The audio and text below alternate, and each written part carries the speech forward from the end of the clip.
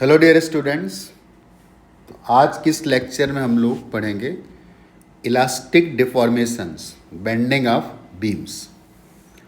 जो भी लोग जे एडवांस की तैयारी कर रहे हैं तो यूरोडो में प्रॉब्लम्स हैं 300 एंड ऑनवर्ड्स, तो जो इसी कॉन्सेप्ट पर बेस्ड हैं। तो आज के लेक्चर अगर हम ठीक से समझ लेते हैं तो इलास्टिसिटी का ऑलमोस्ट सारा पार्ट वहाँ पे क्लियर हो जाएगा। कोई एक बीम ले लेते हैं, कोई सी भी एक बीम, रेक्टेंगुलर बीम ऐसे। हमें एक्चुअली ये वाला फेस दिख रहा है, इसका पीछे वाला पार्ट ही बना देते हैं ऐसे।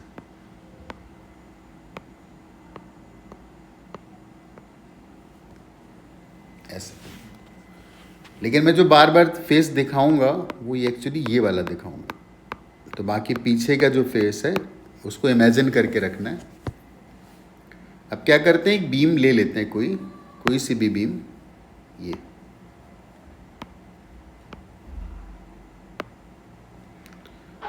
अभी तो नॉर्मल स्टेट पर है।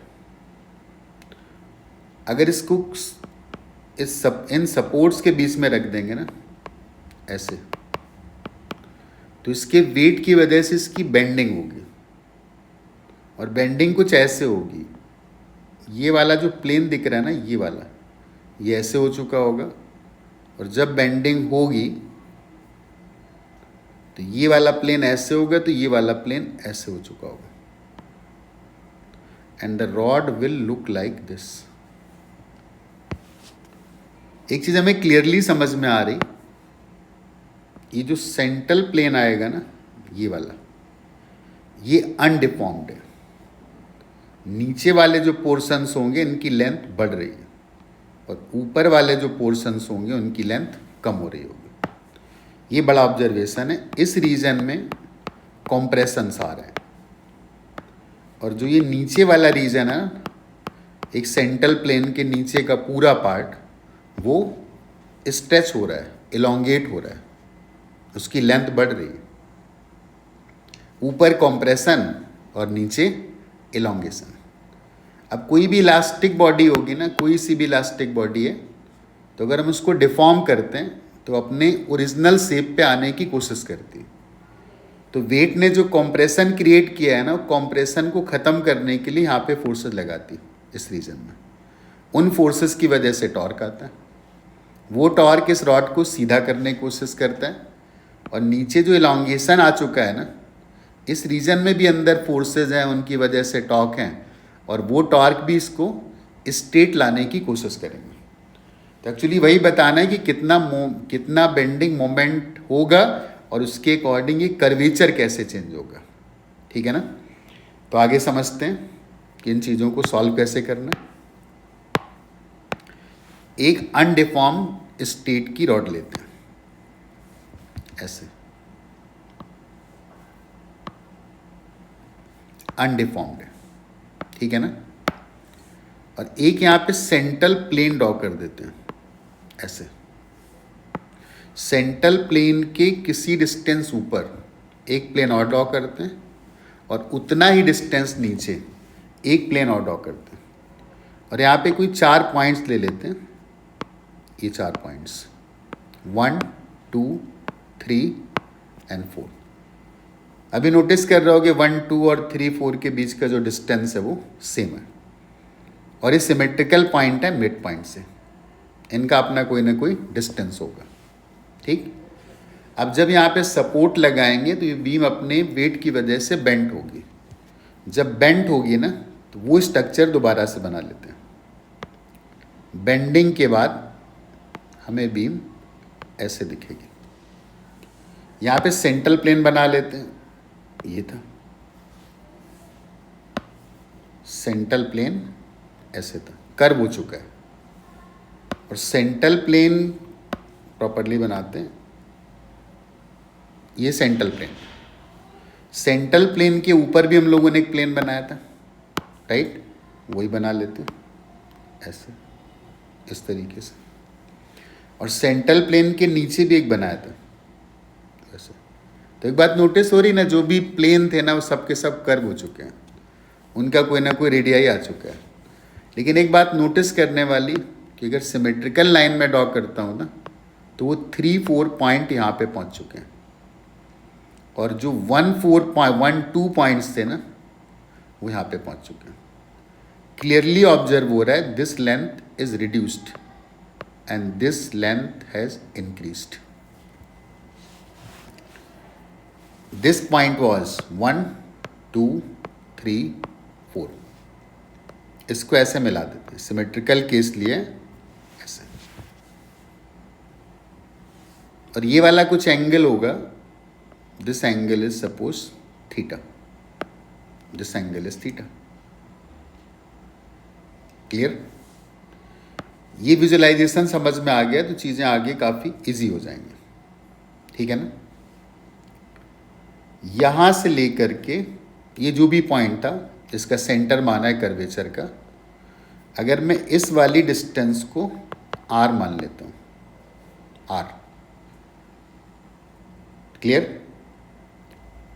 तो दिस डिस्टेंस इज r, और ये डिस्टेंस हम लोगों ने सिमेट्रिकली y मान लिया था, और इस वाले को भी y मान लेते हैं, दिस इज y। तो जो ये 1 और 2 से एक सर्कल बन रहा है ना, इस सर्कल का रेडियस, इस वाले सर्कल का अगर रेडियस लिखेंगे तो that radius is r plus x. और जो 3-4 से सर्कल कर्वेचर बना है ना, इस सर्कल का जो रेडियस आएगा that will be r minus x. Got the point?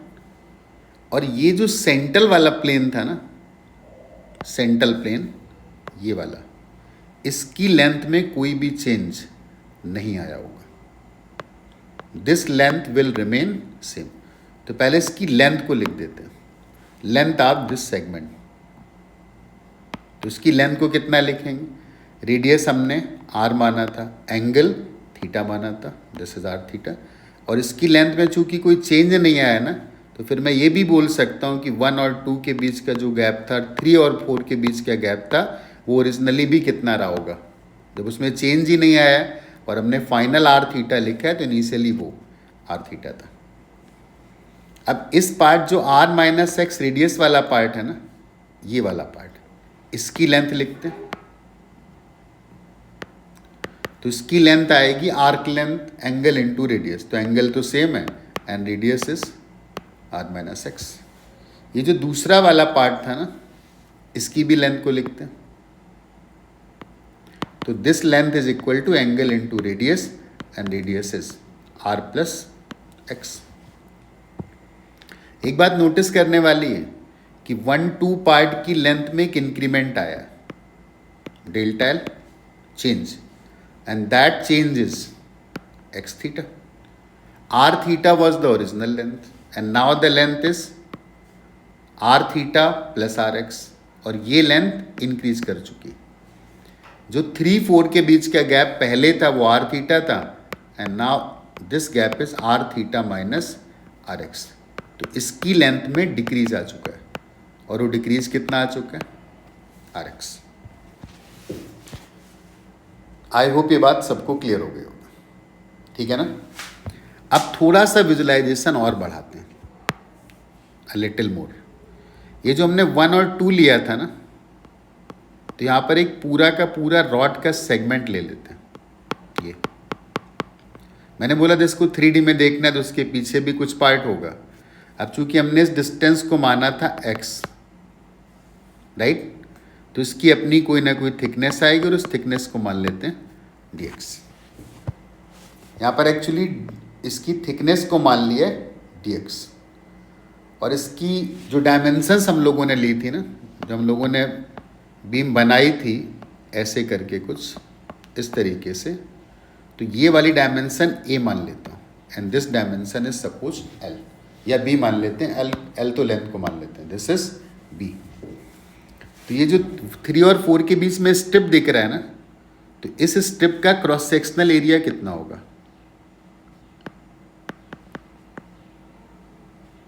Cross sectional area, तो इसका क्रॉस सेक्शनल एरिया इसके अकॉर्डिंग होगा a इंटू dx।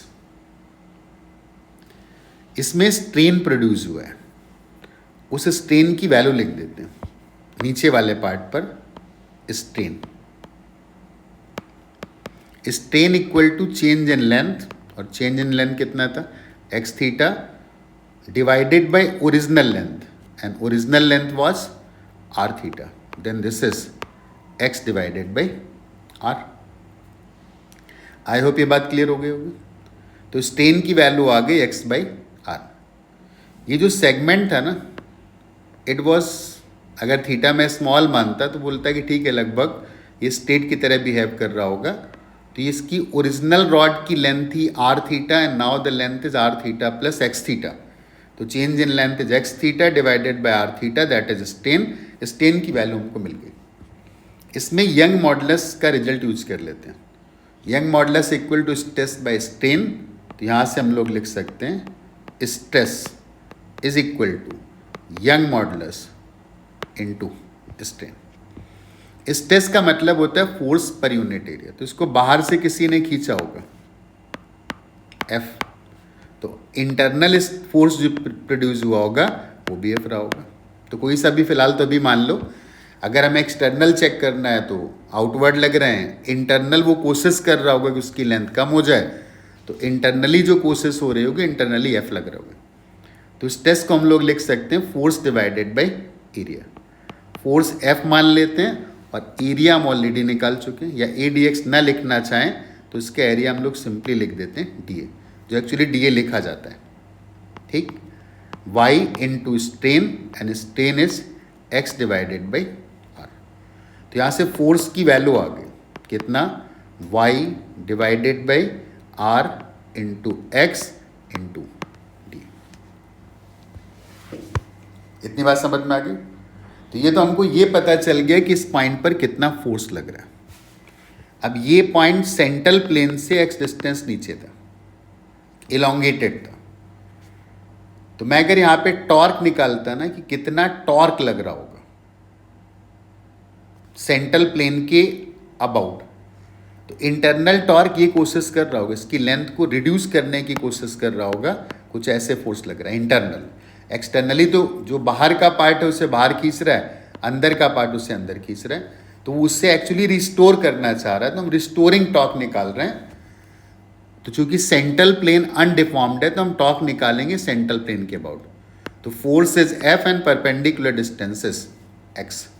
तो इस पर्टिकुलर पॉइंट पर जो टॉर्क लग रहा होगा, मोमेंट आ रहा होगा, that is f multiplied by x, then this will be y x square d a divided by r. इतना टॉर्क यहां पे लग रहा है इस वाले रीजन पे केवल, ठीक है ना। तो मैं अगर इस पूरे रीजन पे टॉर्क निकालना चाहता तो क्या करता, इसको इंटीग्रेट कर देता, इंटीग्रेट।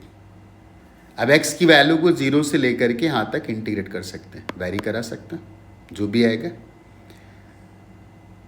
तो दिस इज टोटल टॉर्क नीचे वाले पार्ट का, जो एक्चुअली इस पार्ट को रिस्टोर करने की कोशिश कर रहा था। अब आते हैं ऊपर वाले पार्ट पर। तो ऊपर वाला पार्ट कंप्रेस्ड है, तो बाहर से इसे जो फोर्स मिल रहा है ना, वो बाहर से फोर्स इसे ऐसे मिल रहा है, इस तरीके से, ऐसे फोर्स मिल रहा है इस तरीके से। तो इंटरनल जो अपोज हो रहा होगा ना, वो ऐसे हो रहा होगा। तो ये भी इसे एक टॉर्क दे रहा होगा। आई थिंक फोर्सेस सेम है, स्ट्रेन सेम है और एक्स भी सेम है, तो टॉर्क का मैग्नीट्यूड सेम होगा, सेंस भी सेम है। दोनों का काम क्या है, दोनों का काम है इस बीम को स्ट्रेट बना देना। तो टोटल टॉर्क अगर हमें लिखना है तो हम इसको या तो डबल कर सकते हैं या एक्स की वैल्यू को यहाँ से लेकर यहाँ तक इंटीग्रेट करा सकते हैं। तो मैंने टोटल टॉर्क लिखने के लिए एक्स की वैल्यू को कुछ माइनस वैल्यू से लेकर के प्लस वैल्यू तक इंटीग्रेट करा दिया, and this will be our total moment. Moment मतलब टॉर्क इस पर्टिकुलर क्रॉस सेक्शन पे, this particular cross section have this moment, और जो इस बॉडी के शेप को रिस्टोर करने की कोशिश कर रहा है। यंग मॉडुलस इज कांस्टेंट, तो यंग मॉडुलस कांस्टेंट है, बाहर निकाल लेते हैं। रेडियस इस कर्वेचर का जो भी होगा फिक्स होगा, इस पार्ट का बाहर निकालिए। अंदर आ गया x square into D. Actually इस क्वांटिटी को वो एक न्यू नेम दे देता है, इनर्सिया, मोमेंट ऑफ इनर्सिया कह देते हैं, लेकिन ये उससे डिफरेंट है। ये क्वांटिटी डिसाइड करती है कि कहीं पे रेडियस ऑफ कर्वेचर कितना होगा, और इसको कैलकुलेट भी करना है तो कुछ ज़्यादा डिफिकल्ट नहीं, y divided by r, y divided by r, integral x square, और dA का मतलब था dx इंटू ए, और x की वैल्यू अगर मैंने इस वाली थिकनेस को माना था ना कि this thickness is suppose b, तो x की वैल्यू को सिर्फ -b/2 से +b/2 तक इंटीग्रेट कर देना, ठीक है ना। तो अगर मोमेंट आई के फॉर्म में लिखना है जैसे लिखा जाता है यूजुअली, तो हम लोग इसको ऐसे लिख देते हैं, m is equal to y divided by r and this is i। तो r is actually radius of curvature at that cross section, तो radius of curvature at that cross section will be equal to y i divided by m, और i का simple सा मतलब होगा, कैसे सोचना i के बारे में, आई के बारे में सोचना है, एक्स डिस्टेंस पर एक क्रॉस सेक्शन था, उसकी थिकनेस dx थी, और उसकी विड्थ जो ग्रेडर की थी ना बीम की वो a थी, तो हमें सिंपली लिखना है X square into D X into A, और इसी को पूरे क्रॉस सेक्शन के लिए इंटीग्रेट कर देना। हायर फिजिक्स पढ़ते हैं तो इसका अपना नाम रखते हैं, लेकिन फिलहाल हम जे एडवांस की तैयारी कर रहे हैं तो इसको कोई स्पेशल नाम देने की ज़रूरत नहीं है। This way we can calculate the radius, कि किसी पॉइंट पर रेडियस ऑफ कर्वेचर क्या क्रिएट हुआ होगा अगर बीम में बेंडिंग हुई है।